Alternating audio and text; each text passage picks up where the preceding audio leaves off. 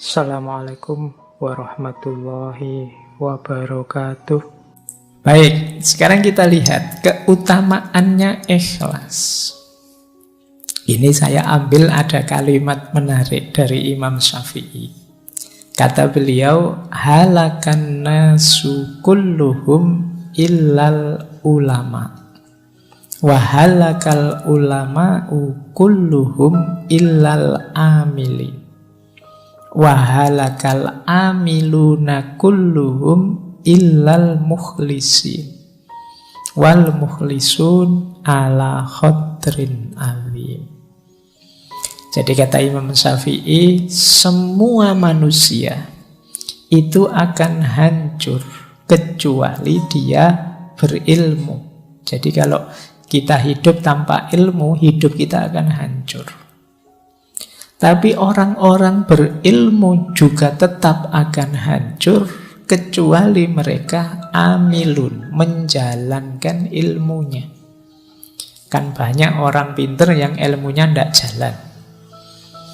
Kalian mungkin kalau dibandingkan antara referensi kebaikan di kepalamu dengan kebaikan yang benar-benar kamu jalankan, itu mungkin bisa 80-20, bisa 90-10%, jangan-jangan 99-1%. Jadi sangat sedikit yang kita wujudkan dalam amal. Maka manusia itu hancur tanpa ilmu, tapi ilmu tidak ada gunanya tanpa amal. Wahalakal amiluna kulluhum illal mukhlisin. Dan orang yang beramal pun pada akhirnya juga akan hancur kecuali orang-orang yang ikhlas. Berarti orang yang orientasi amalnya itu Allah saja. Kalau kita mengamalkan ilmu dengan target macam-macam yang selain ilmu, Pak, saya ingin kaya, saya ingin sukses, saya ingin jadi pejabat, saya ingin apa saja, di luar Allah, pada akhirnya juga mungkin kita kecewa, mungkin kita gagal, mungkin kita kehabisan banyak daya, energi, mungkin umur kita habis sia-sia dan lain sebagainya. Itu halakal amilun. Beda kalau kita targetnya Allah saja. Maka halakal amilun kulluhum illal mukhlisin. Kecuali orang-orang yang ikhlas. Wal mukhlisun, berarti kalau sudah ikhlas aman toh Pak? Aman. Tapi wal mukhlisun ala khadrin azim. Orang-orang ikhlas itu ya ujiannya banyak, tantangannya banyak. Dia harus hati-hati. Nanti kita lihat ada banyak sekali tantangan-tantangan orang ikhlas.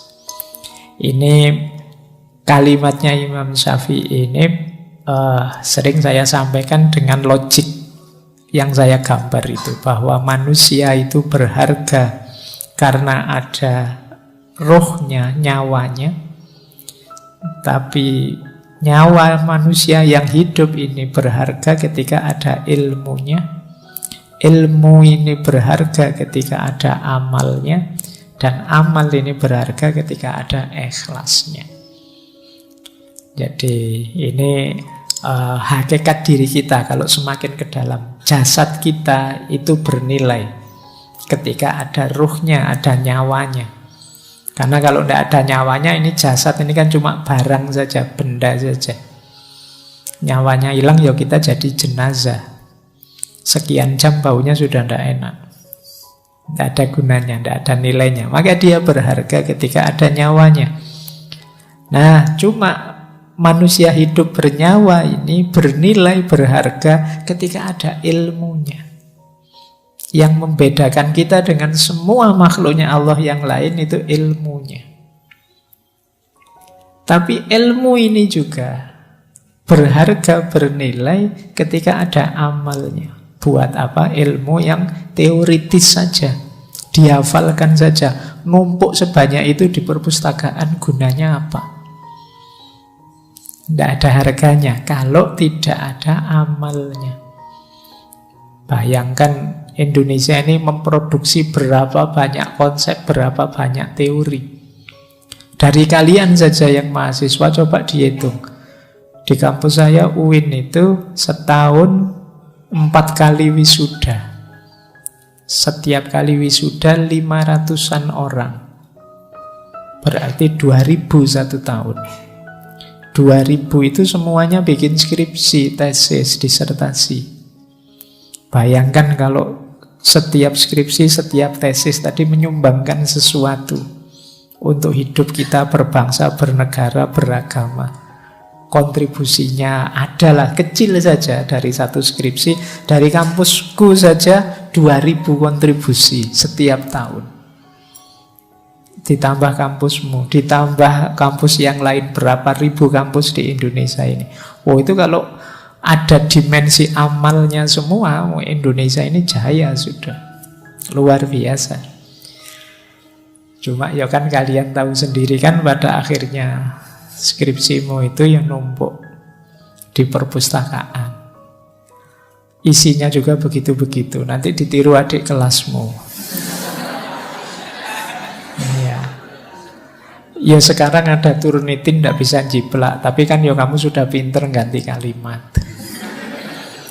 Apalagi saya kemarin ada yang cerita itu ada trik-triknya Pak biar tidak terdetek oleh Turnitin. Ya. Ya wis pintermu memang di situ. Jadi ya makanya akhirnya ya apa kalau bahasa agama jadi ndak barokah ilmumu. Cuma numpuk di perpustakaan. Kamu juga saya yakin waktu nggarap skripsi kan ndak terbersit nawa itu ilmu lillahi ta'ala. Bayanganmu kan sementing ndang lulus, sementing cuma itu dok pikiranmu. Dan dapat gelar, dan tidak ditanya-tanya kapan lulus, pikiranmu itu saja, ya sudah. Ya kita memanen apa yang kita tanam. Apalagi level paling tinggi ikhlas. Jadi sudah diamalkan pun kita masih perlu ikhlasnya. Baik, ini keutamaannya. Nah, kalau digambar keutamaan ikhlas itu loh. Ikhlas itu bagian dari rute kita ilaihi roji'un, kembali kepada Allah. Jadi perjalanannya manusia di bumi ini kan sebenarnya bukan perjalanan kemana, tapi perjalanan kembali. Yang perjalanan itu awalnya adalah ikhlas. Ikhlas itu niat nawa itu untuk Allah saja. Jadi perjalanan kembali ke Allah itu kan perjalanan untuk Allah. Jadi titik tolaknya perjalanan hidup kita adalah niat yang ikhlas. Titik tujunya ya Allah, keridhoannya Allah. Jalannya isinya amal soleh. Jadi amal yang ikhlas menuju ridhonya Allah. Ini mode hidup ideal kalau dalam Islam. Baik, jadi inilah gambaran keutamaannya ikhlas. Oke, untuk malam hari ini saya cukupkan sekian dulu. Mohon maaf kalau ada yang kurang berkenan, mungkin 1-2 kekurangan apa, mohon dimaklumi. Kalau ada kekhilafan, kealpaan yang teman-teman ngerti benernya seperti apa, ya silahkan disampaikan. Kurang lebihnya mohon maaf. Wallahul muwaffiq, wallahu a'lam bissawab. Wassalamualaikum warahmatullahi wabarakatuh.